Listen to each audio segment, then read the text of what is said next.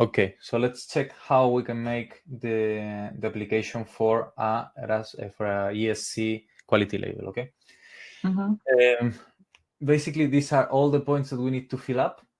Some of them are really nothing to worry about, like this one. Checklist, done.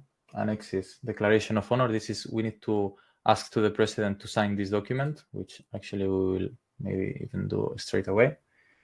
Okay, let's make it English. We will make it for our national agency. In our case, it's going to be Spain. So we find our OED. We include it here. Good. Okay, we don't want to be lead organization right now, okay? But we will be support. There are 3 roles here in the ESC. There is host, support, and lead organization.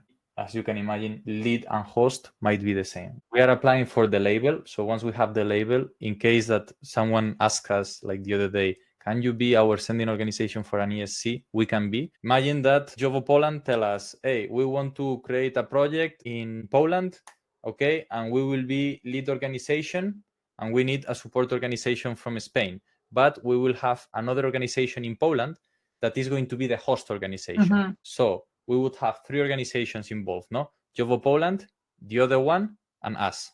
Us sending the volunteer, Jovo Poland would be leading organization, which means leading the whole process with the partners and the national agency, and then the host organization would receive the volunteers and organize their activities. But the lead and the host can be the same, or no? There has to be 3. It can be the same. It can be the same, but it can be different. That's the point. The platform keeps the data. So you can be uploading it, and now I write down 3 questions, then tomorrow I 3, you organize yourself. Okay.